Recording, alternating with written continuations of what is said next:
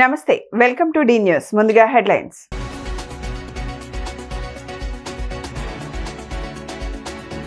Minor బాలికతో ప్రేమ ఇద్దరి అంగీకారంతో జరిగిన POCSO చట్టం ప్రకారం ఆ అబ్బాయికి జైలు శిక్ష పడుతుందని తెలిపిన సిపి రాజశేఖర్ బాబు.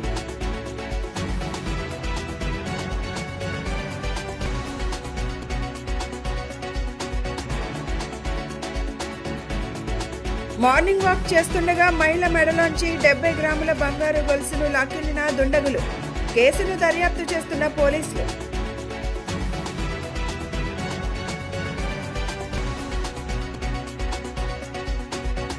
దసరా ఉత్సవ ఏర్పాట్లను పరిశీలించిన ఎండోమెంట్ కమిషనర్ రామచంద్ర మోహన్. దసరాకు వారం ముందుగానే పనుల్ని పూర్తి చేసేలాగా ప్రణాళిక సిద్ధం చేసినట్లు స్పష్టం. మైనర్ బాలికతో ప్రేమ ఇద్దరి అంగీకారంతో జరిగిన పోక్సో చట్టం ప్రకారం అబ్బాయికి జైలు శిక్ష పడుతుందని సిపి రాజశేఖర్ బాబు తెలిపారు. ఈ మేరకు సోమవారం పోలీసులు అవగాహనకై ఓ వీడియో విడుదల చేశారు. మైనర్ బాలికను ప్రేమ పేరుతో వేధించిన, లైంగిక దాడి చేసిన పోక్సో చట్టం ప్రకారం కఠిన చర్యలు తీసుకుంటామని సిపి పేర్కొన్నారు.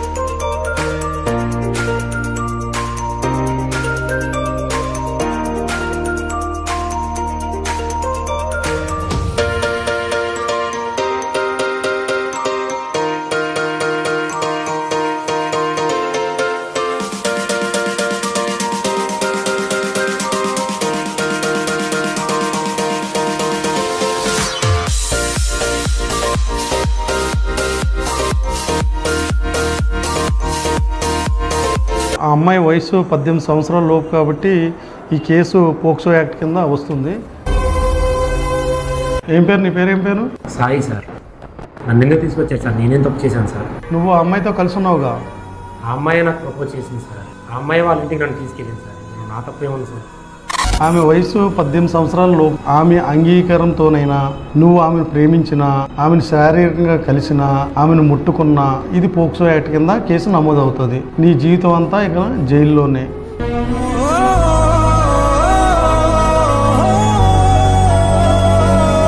ప్రేమ అనుకున్నా సార్, కానీ జైలు జీవితం ఎదురవుతుందని ఊహించలేదు. మైనర్ గర్ల్ కన్సెంట్ ఇచ్చింది, అందుకే నేను ఆమెతో సెక్సువల్ రిలేషన్లోకి. నందిగామ పట్టణంలో పోస్టాఫీస్ వద్ద మార్నింగ్ వాక్ అనంతరం నడుచుకుంటూ వెళ్తున్న మనోహర్ దేవి అనే మహిళ మెడలోంచి ఇద్దరు దుండగులు 70 గ్రాముల బంగారు గొలుసును లాక్కెళ్లారు. దీని విలువ 7 లక్షలు ఉంటుందని అంచనా. ఈ ఘటన సీసీటీవీలో రికార్డ్ అయింది. బాధితురాలి ఫిర్యాదు మేరకు కేసు నమోదు చేసి దర్యాప్తు చేస్తున్నట్లు సిఐ తెలిపారు.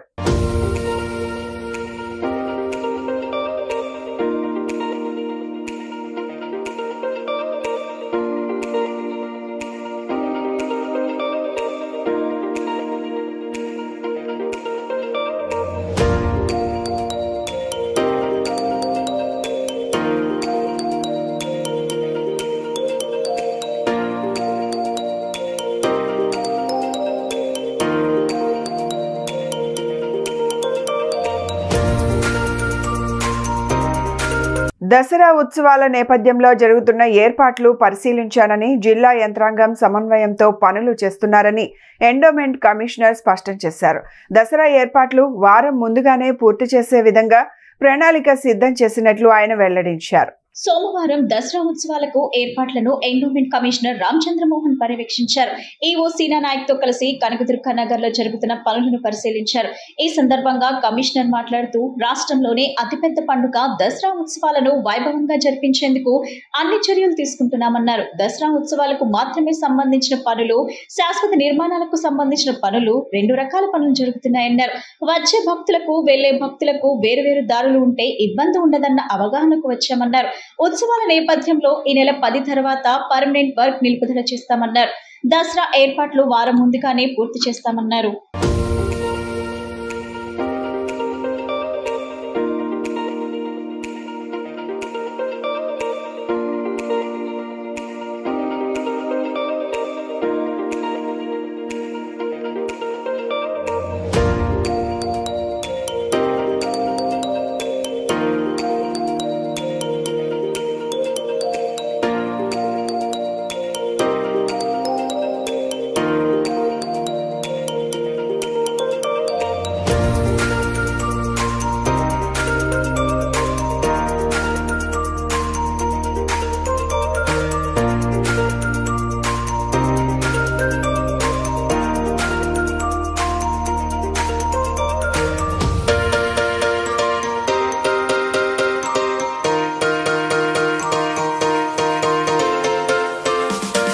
విజయవాడ ఇంద్రకీలాద్రిపై వెలిసిన దుర్గా అమ్మవారి దసరా నవరాత్రి ఉత్సవాలకి దేశవ్యాప్తంగా ఎంతో ప్రాశస్త్యం ఉంది. ఈ సంవత్సరం దసరా ఉత్సవాలు ఈ నెల అంటే సెప్టెంబర్ 22వ తేదీ నుంచి ప్రారంభం కాబోతున్నాయి. దీని నిమిత్తం దాదాపు 10 లక్షల పైగా భక్తులు వస్తారని, అంటే 10 రోజుల్లోనూ 10 లక్షల మందికి వరకు భక్తులు వస్తారని అంచనా వేసి అందుకు అనుగుణంగా ఏర్పాట్లు చేపట్టడం జరిగింది. దేవస్థానం తరపున ఎగ్జిక్యూటివ్ ఆఫీసర్ గారు, అదేవిధంగా జిల్లా కలెక్టర్ గారు, సిపి గారు, వివిధ ప్రభుత్వ శాఖలన్నీ కూడా సమన్వయంతో ప్రతివారం సమీక్షించుకుంటూ ఈ ఏర్పాట్ల ముందుకు తీసుకెళ్తూ ఉన్నారు. కాకపోతే ఈ ఏర్పాట్ల విషయంలో రాబోయే 10 రోజులు చాలా కీలకం, అందుచేత అన్నీ కూడా స్పీడప్ చేయమని చెప్పడం జరిగింది. అదేవిధంగా ఈ ఉత్సవాల నిమిత్తం జరిగే తాత్కాలిక ఏర్పాట్లతో పాటు పర్మనెంట్ ఇన్ఫ్రాస్ట్రక్చర్ విషయంలో కూడా పూర్తి స్థాయిలో ఒకసారి సమీక్షించి దేవాదాయ శాఖ చీఫ్ ఇంజనీర్ గారితో కలిసి పూర్తిగా సమీక్షించి తగు సూచనలు ఇవ్వటం, అదేవిధంగా ఏర్పాట్లు వేగవంతం చేయడానికి ఏం చేయాలని చెప్పడం కోసం ఈరోజు ఇక్కడికి విజిట్ చేయడం జరిగింది.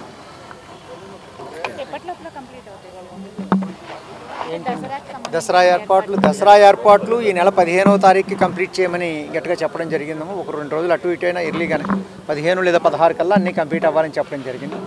ఆ తర్వాత ఫినిషింగ్స్ అయ్యి ఉంటే అదేవిధంగా పోలీస్ యంత్రాంగం కానీ, జిల్లా అడ్మినిస్ట్రేషన్ కానీ, అదేవిధంగా దేవాదాయ శాఖ సెక్రటరీ ఆ లెవెల్లో ఏమన్నా ఎడిషన్స్ అవి ఉంటే ఆ తర్వాత రోజుల్లో చేసుకోవచ్చు తప్ప మేజర్ జనరల్గా జరిగే ఏర్పాట్లన్నీ కూడా సెప్టెంబర్ 15కి పూర్తి చేయమని చెప్పడం జరిగింది. అదేవిధంగా స్పీడప్ చేశారు.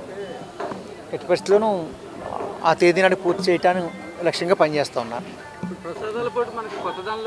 ఇంత క్వాంటిటీ కొత్త పోర్టు బిల్డింగ్లో తయారవుతుందండి. ఆంధ్రప్రదేశ్ రాష్ట్ర మైనార్టీ కార్పొరేషన్ డైరెక్టర్గా ఎన్నికైన రాష్ట్ర తెలుగు యువత ఉపాధ్యక్షులు డాక్టర్ హసీం బేగ్ను పలువురు మైనార్టీ నాయకులు కృష్ణా జిల్లా మచిలీపట్నం తన నివాసంలో ఘనంగా సత్కరించారు. ఈ సందర్భంగా డాక్టర్ హసీం బేగ్ మాట్లాడుతూ తనపై నమ్మకం ఉంచి అందించిన పదవికి వన్నె తెచ్చేలాగా నడుచుకుంటానని, మైనార్టీ సంక్షేమానికి తన వంతు కృషి చేస్తానని డాక్టర్ హసీం బేగ్ అన్నారు. ఆంధ్రప్రదేశ్ రాష్ట్ర ముఖ్యమంత్రి నారా చంద్రబాబు నాయుడికి, రాష్ట్ర మంత్రి కొల్లు రవీంద్రకి, ఆర్టీసీ చైర్మన్ కొనకళ్ళ నారాయణరావుకు ప్రత్యేక కృతజ్ఞతలు తెలిపారు.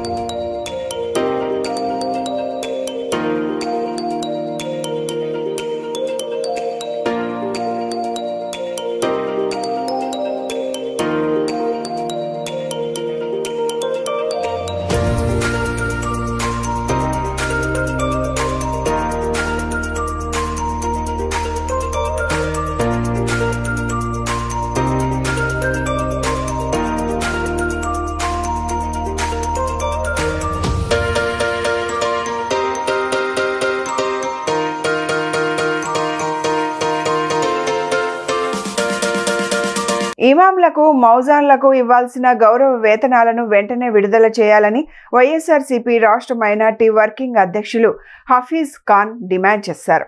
టీడీపీ మైనార్టీలకు ఎన్నికల మేనిఫెస్టోలో చేసిన వాగ్దానాలను పూర్తిగా అమలు చేయాలన్నారు. ఈ నేపథ్యంలో ఎన్టీఆర్ జిల్లా సంయుక్త కలెక్టర్కు హఫీజ్ ఖాన్ వినతి పత్రం సమర్పించారు.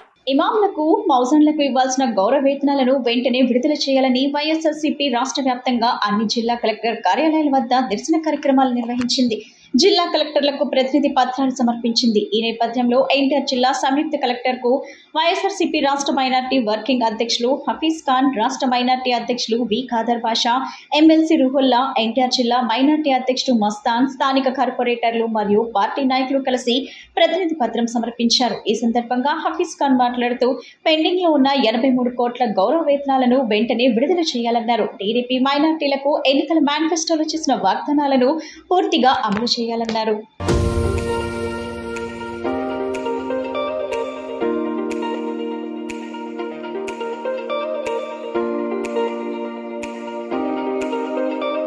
ముఖ్యంగా మీకు అంతా తెలుసు, మన జగన్మోహన్ రెడ్డి గారు ఏదైతే చెప్పారో అది చేసి చూపించారు.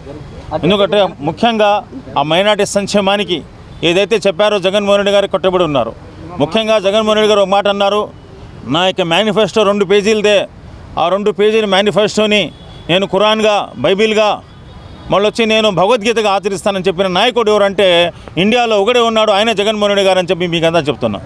ముఖ్యంగా ఏదైతే మేనిఫెస్టోలో జగన్మోహన్ రెడ్డి గారు మైనార్టీలకు వాగ్దానం చేసిన ఘనత కూడా మన జగన్మోహన్ రెడ్డి గారికి కాదని చెప్పి మీకు అంతా చెప్తున్నా.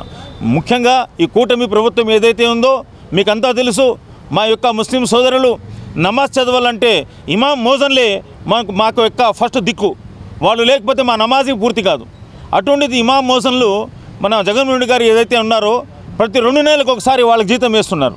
కానీ ఈ కూటమి ప్రభుత్వం ఏదైతే ఉందో ఇంతవరకు అంటే ఎలక్షన్ ముందు 3 నెలలు, ఇప్పుడు చూసుకుంటే దగ్గర 8 నెలలు, మొత్తం కలుపుకుంటే 11 మంత్స్ నుంచి మనకేంటంటే ఇమాములకి 10,000, మోజన్లకి 5,000 జీతం ఇంతవరకు రావడం లేదు. రాష్ట్ర వ్యాప్తంగా వైఎస్ఆర్ కాంగ్రెస్ పార్టీ గౌరవ పార్టీ అధ్యక్షులు శ్రీ వైఎస్ జగన్మోహన్ రెడ్డి గారి ఆదేశాల మేరకు మైనార్టీ సోదరుల తరపు నుంచి ఒక నిరసన, అలాగే మెమోరండం ప్రతి కలెక్టర్ ఆఫీస్ దగ్గర పోయి ఇవ్వాలని చెప్పి ఈరోజు పిలుపు ఇవ్వడం జరిగింది. రాష్ట్ర వ్యాప్తంగా ఈరోజు ప్రతి కలెక్టర్కి కలిసి మేము వినతి పత్రం ఇవ్వడం జరుగుతుంది. ఆ వినతి పత్రం ఏమిటంటే 2014 నుంచి 19 వరకు చంద్రబాబు నాయుడు గారు ఉన్నారో అప్పుడు ఇమాంలకు, మౌజన్లకు 5,000 రూపాయలు, 3,000 రూపాయలు ఇచ్చేటోళ్ళు. అదే జగన్మోహన్ రెడ్డి గారు 2019లో వచ్చిన తర్వాత అదే దానికి పెంచి 10,000 రూపాయలు, 5,000 రూపాయలు ఇవ్వడం జరిగింది. జీతాలు ఇవ్వట్లేదని కలెక్టర్ గారికి విన్నపించుకోవడానికి ఇక్కడికి వచ్చాం. ఇక్కడ టోటల్ ఎన్టీఆర్ జిల్లాలో నందిగామ, జగ్గయ్యపేట, మైలవరం ఈ ప్రాంతాల నుంచి మౌజన్లు అందరూ కూడా ఆయనకి విన్నతించుకోవాలని వస్తే ఇక్కడ పోలీసు వారు కూడా మాకు బయట అంతా సహకరించలేదు. ప్లస్ నేను అనేది ఒకటే, ఈరోజు సోమవారం ప్రతి ఒక్కళ్ళది విన్నపం తీసుకున్నారు కలెక్టర్ గారు. అలానే పేదవారైన మాకు నమాజులు చదివించే మౌజన్ ఇమాముల్ని ఎందుకని మీరు గౌరవించట్లేదు? ఈరోజు కూటమి ప్రభుత్వం మా మీద పీక నొక్కేయడానికి, మమ్మల్ని అనగదొక్కడానికి ఎంత ప్రయత్నిస్తుందో మీరు అధికారులు కూడా అలా చేయడం అది భావ్యం కాదని నేను అడుగుతున్నా. ఈ రోజున 10,000 అంటే పెద్ద విషయం కాదు. జగన్మోహన్ రెడ్డి గారు వాళ్ళకి ఇచ్చింది 10,000, 5,000 వేతనం అయితే దాన్ని పెంచడానికి మీకు నోరు రాలేదు. మీరు ప్రతి పింఛన్లు పెంచారు, అన్ని పథకాల్లో అన్నీ పెంచారు, ఎందుకని మైనార్టీ మోజన్లను మీరు పెంచట్లేదు? నేను కూటమి ప్రభుత్వానికి ఒకటే అడుగుతున్నా, మైనార్టీ మా సోదరులకి నమాజులు చదివిపించే ఇమాముల మౌజన్లకు కూడా మీరు సహకరించలేకపోతే ఇంకేం సహకరిస్తారు? దివ్యాంగులకు 5% రాజకీయ రిజర్వేషన్లు కల్పించాలని వీర వసంత దివ్యాంగుల సంక్షేమ సంఘం అధ్యక్షుడు లక్ష్మీనారాయణ ప్రభుత్వాన్ని కోరారు. దివ్యాంగులకు పెన్షన్ యథావిధిగా ఇచ్చేందుకు సీఎం అంగీకరించడం పట్ల ఆయన కృతజ్ఞతలు తెలిపారు. దివ్యాంగుల సమస్యలపై బందర్ రోడ్ కలెక్టరేట్ లోని ప్రజా సమస్యల పరిష్కార వేదిక హాజరైన వీరవసంత దివ్యాంగుల సంక్షేమ సంఘం అధ్యక్షుడు లక్ష్మీనారాయణ అధికారులకు వినతి పత్రం అందజేశారు. అనంతరం ఆయన మాట్లాడుతూ దివ్యాంగులకు రాజకీయ ప్రాతినిధ్యం కల్పించాలని కోరారు. ఎన్నికల సమయంలో ఇచ్చిన హామీ మేరకు దివ్యాంగులకు 5% రాజకీయ రిజర్వేషన్లు కల్పించాలని ఆయన విజ్ఞప్తి చేశారు. దివ్యాంగుల పెన్షన్ ఇచ్చేందుకు సర్టిఫికేట్ల రీవెరిఫికేషన్ వల్ల వారు ఎన్నో అవస్థలు పడుతున్నట్లు సీఎం చంద్రబాబు నాయుడు దృష్టికి తీసుకురాగా కూటమి ప్రభుత్వం సత్వరమే స్పందించి రీవెరిఫికేషన్ లేకుండా యథాతథంగా పెన్షన్ చెల్లించేందుకు అంగీకరించడం పట్ల సంతోషం వ్యక్తం చేశారు. సానుకూలంగా స్పందించిన సీఎం చంద్రబాబు నాయుడుకు ఆయన ధన్యవాదాలు తెలియజేశారు. నెల రోజుల నుండి రీవెరిఫికేషన్ పేరుతో మా దివ్యాంగులు ఇబ్బంది పడ్డ మాట వాస్తవమే. అయితే పెద్ద మనసుతో రాష్ట్ర ముఖ్యమంత్రి నారా చంద్రబాబు నాయుడు గారు మాకు ఇచ్చినటువంటి నోటీసులు కూడా వెనక్కి తీసుకొని యథాతథంగా ఆఖరికి టెంపరీ ఆ సర్టిఫికేట్లో ఉన్న వాళ్ళకు కూడా పూర్తిగా ఎప్పటిలాగానే అందరికీ పింఛన్ ఇవ్వటం, ముందుగా వారికి మా ధన్యవాదాలు తెలుపుతూ చంద్రబాబు నాయుడు గారికి సెల్యూట్ కూడా చేస్తున్నాం. అయితే 2023లో నారా చంద్రబాబు నాయుడు గారు మంగళగిరి పార్టీ ఆఫీసులో దివ్యాంగులకు రాజకీయంగా స్థానిక సంస్థల్లో 5% రాజకీయ రిజర్వేషన్ ఇస్తానని మనస్ఫూర్తిగా మాట ఇచ్చారు. జనవరిలో ఎన్నికలు జరగబోతున్నాయి. స్థానిక సంస్థల ఎన్నికల్లో వారు ఇచ్చిన మాట ప్రకారం తప్పనిసరిగా మాకు 5% రాజకీయ రిజర్వేషన్ ఇచ్చి మా దివ్యాంగులను కూడా రాజకీయంగా ఎదిగే భాగ్యం కల్పించమని ఆయన్ని దయతోనూ దయాద్ర హృదయం ఈ రోజున మేము ఆనందంగా బతుకుతున్నామంటే, మా దివ్యాంగులు సంతోషంగా బతుకుతున్నారంటే గౌరవ ముఖ్యమంత్రి నారా చంద్రబాబు నాయుడు గారే. తొలిగా 1983లో రామారావు గారే మాకు ఈ పింఛన్ ఏర్పాటు చేశారు, కార్పొరేషన్ ఏర్పాటు చేశారు, బస్ పాసులు ఇచ్చారు, ప్రత్యేక హౌసింగ్ కాలనీలు కట్టించారు. అప్పటి నుండి ఈ రోజున 6,000 రూపాయలు పెంచడం, 5,000 రూపాయలు దాన్ని 15,000 పెంచిన ఘనత ఈ రాష్ట్ర ముఖ్యమంత్రి చంద్రబాబు నాయుడు గారికే దక్కింది. అంతటి పెద్ద హృదయం ఉన్న చంద్రబాబు నాయుడు గారు మమ్మల్ని రాజకీయంగా ముందుకు తీసుకెళ్లే విధంగా రేపటి జనవరి ఎన్నికల్లో మాకు రిజర్వేషన్ ఇచ్చి మేము కూడా పోటీ చేసి రాజకీయంగా ఎదిగేదానికి మాకు భాగ్యం కల్పించమని ఈ సందర్భంగా వారిని హృదయపూర్వకంగా కోరుకుంటున్నాం. జై దివ్యాంగ, జై జై దివ్యాంగ. కూటమి ప్రభుత్వం ఎస్సీ ఎస్టీ బీసీలపై నిర్లక్ష్య వైఖరి అవలంబిస్తుందని Andhra Pradesh SC ST BC JAC convener కొరివి వినయ్ కుమార్ ఆవేదన వ్యక్తం చేశారు. రాష్ట్రంలో జనగణనతో పాటు కులగణన కూడా చేయాలని ప్రభుత్వాన్ని డిమాండ్ చేశారు. గత ప్రభుత్వం నిలిపివేసిన అన్ని పథకాలను కొనసాగించాలని ప్రభుత్వాన్ని కోరారు. గత ప్రభుత్వంలో నిలిపివేసిన అన్ని పథకాలు కేంద్ర ప్రభుత్వ పథకాలైన ఎన్ఎస్ఎఫ్డిసి, ఎన్ఎస్కేఎఫ్డిసి కొనసాగించాలన్నారు. ఎస్సీ ఎస్టీ అత్యాచార బాధితులకు చట్ట ప్రకారం రాష్ట్ర వ్యాప్తంగా పెండింగ్ లో ఉన్న రిలీఫ్ నిధులను విడుదల చేయాలన్నారు. అత్యాచార కేసుల్లో నిందితులకు 41A సిఆర్పిసి నోటీసులు ఇవ్వటాన్ని రద్దు చేయాలన్నారు. ఎస్సీ ఎస్టీ సబ్ ప్లాన్ నిధుల వినియోగంపై రాష్ట్ర ప్రభుత్వం శ్వేతపత్రం విడుదల చేయాలని డిమాండ్ చేశారు. ఎస్సీ ఎస్టీ బీసీ కుల కార్పొరేషన్లకు, ఆధిపత్య కుల కార్పొరేషన్లకు నిధులు కేటాయింపులో ఉన్న తీవ్రమైన వివక్షతను తొలగించి న్యాయమైన వాటా ప్రకారం నిధులు మంజూరు చేయాలని డిమాండ్ చేశారు. కుమార్ అండి, SC ST BC joint action committee Andhra Pradesh కమిటీకి నేను రాష్ట్ర కన్వీనర్గా ఉన్నాను. 6-7 తేదీలలో ఆంధ్రప్రదేశ్ రాష్ట్రంలో ఉన్నటువంటి సుమారుగా ఒక 50 ఎస్సీ ఎస్టీ బీసీ సంఘాల నాయకులతోటి ఒక సమాలోచన సదస్సుని విజయవాడ ప్రెస్ క్లబ్లో ఏర్పాటు చేశాం. దానికి 16 జిల్లాల నుంచి ముఖ్యమైన నాయకులు, రాష్ట్ర నాయకులంతా కూడా హాజరయ్యారు. ఈ సదస్సులో అఖిల భారత పార్టీలైనటువంటి కాంగ్రెస్ పార్టీ, సిపిఐ, సిపిఎం, అట్లాగే Samajwadi party, Aam Aadmi party, republic party నాయకులు పాల్గొన్నారు. వారందరూ కూడా మేము ఈ సందర్భంగా ధన్యవాదాలు తెలియజేస్తా ఉన్నాం.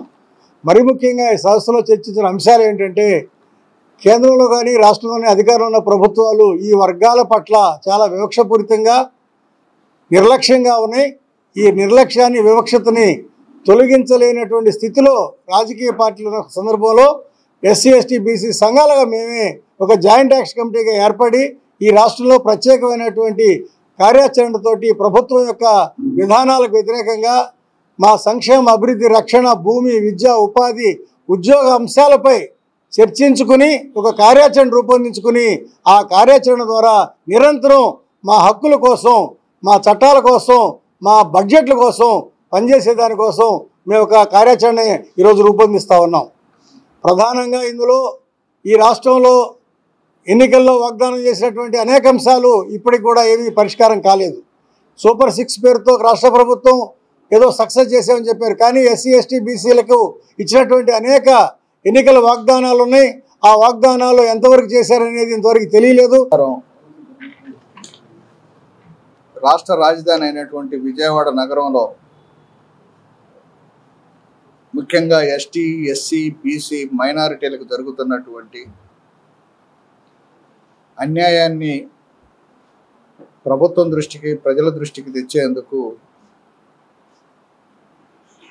అన్న కొరి వినయ్ కుమార్ గారి నాయకత్వంలో నిన్న ఈరోజు రాష్ట్ర వ్యాప్తంగా ఉన్నటువంటి మిత్రులందరినీ సమీకరణ చేసి ఒక గొప్ప వర్క్షాప్ని ఇక్కడ నిర్వహించడం అనేది జరిగింది. ఈ వర్క్షాపు ఉద్దేశం సమాలోచనే కాదు, ఇది సమాలోచనే కాదు, ఈ రాష్ట్ర ప్రభుత్వం కానీ కేంద్ర ప్రభుత్వం పైన సమాధాన పడకుండా సమరం సాగించేందుకే ఈ కార్యక్రమాన్ని రూపొందించడం అనేది జరిగింది. ఎన్నో అంశాలని వినయ్ కుమార్ గారు చెప్పారు.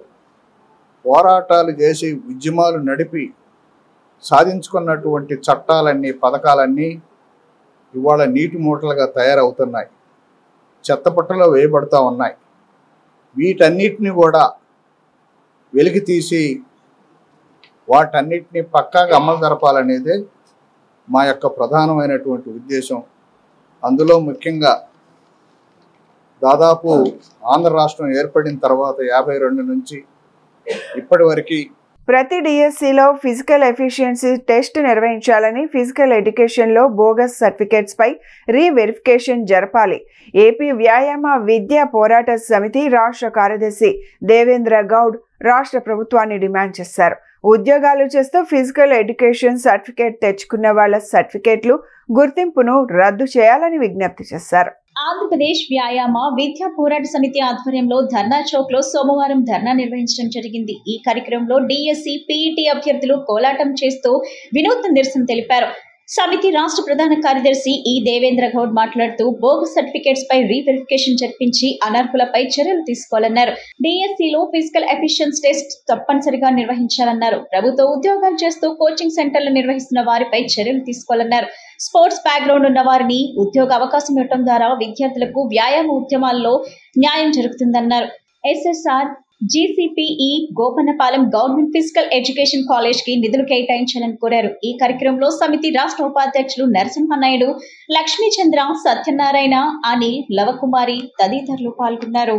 నేను ముఖ్యంగా గవర్నర్ నారా లోకేష్ గారికి, అలాగే ముఖ్యమంత్రి నారా చంద్రబాబు నాయుడుకి సూటిగా ప్రశ్నిస్తున్నాను. ఇది వరకు కొన్నిసార్లు మేము ధర్నాలు చేశాము. ఏ విధంగా అంటే ఆంధ్రప్రదేశ్ వ్యాయామ ఉపాధ్యాయ పోరాట సమితి తరపున మేము ఫిజికల్ ఎఫిషియన్సీ టెస్ట్ గురించి పలుమార్లు మీకు వినతి పత్రాలు ఇవ్వడం జరిగింది. అదేవిధంగా మేము ధర్నాలు కూడా చేశాము.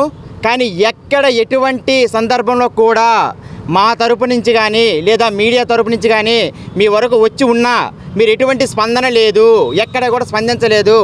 ఎక్కడ కూడా ఇలాగ పలానా ఆంధ్రప్రదేశ్ వ్యాయామ పోరాట సమితి తరపున ఇలాగ ఫిజికల్ ఎఫిషియన్సీ టెస్ట్ నిర్వహించాలని పలుమార్లు మాకు వినతి ఇచ్చారు, మేము దీన్ని పరిశీలిస్తున్నాము, మేము దీన్ని పరిగణన కూడా తీసుకుంటామని ఎక్కడ కూడా నారా లోకేష్ గారు కానీ అధికారులు కానీ ఎవ్వరూ కూడా స్పందించలేదు.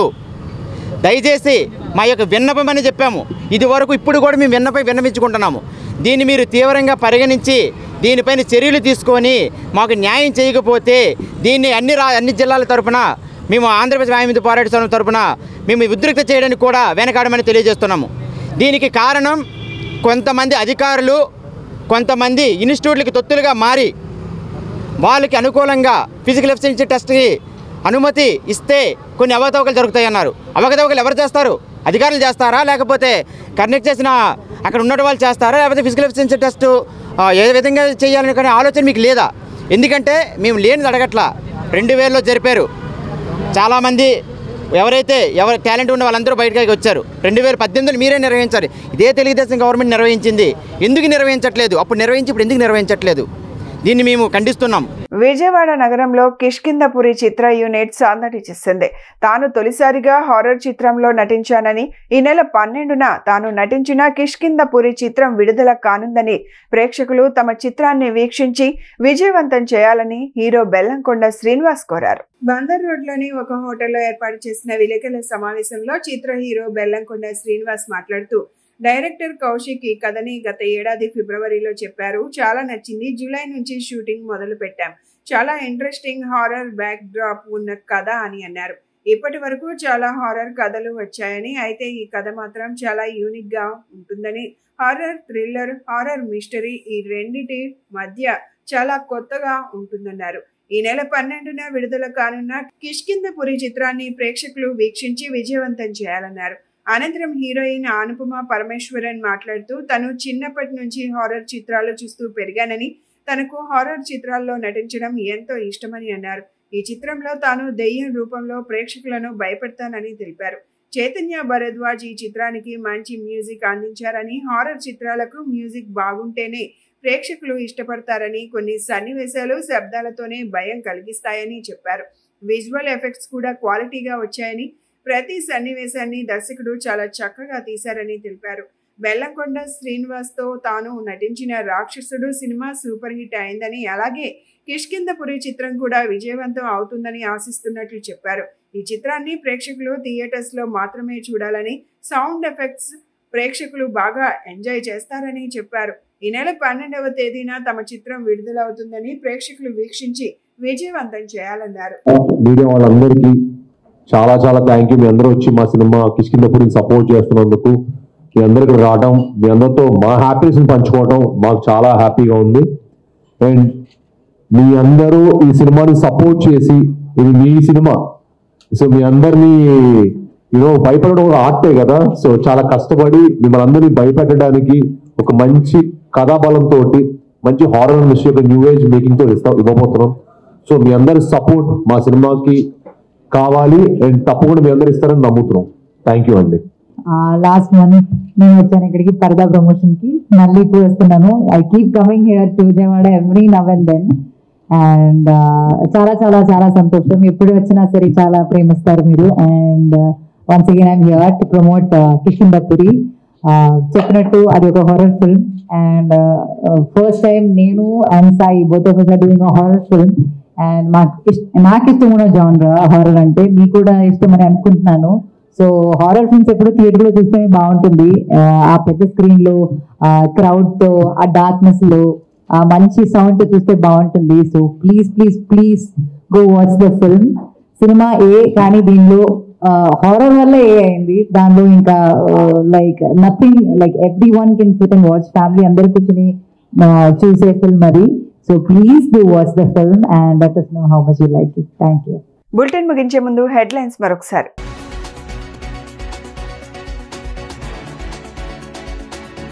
మైనర్ బాలికతో ప్రేమ, ఇద్దరి అంగీకారంతో జరిగిన ఫోక్సో చట్టం ప్రకారం అబ్బాయికి జైలు శిక్ష పడుతుందని తెలిపిన సిపి రాజశేఖర్ బాబు.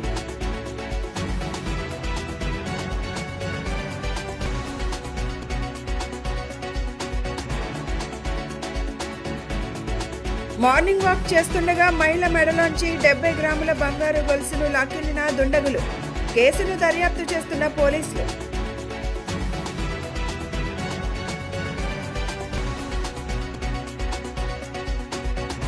దసరా ఉత్సవ ఏర్పాట్లను పరిశీలించిన ఎండోమెంట్ కమిషనర్ రామచంద్ర మోహన్.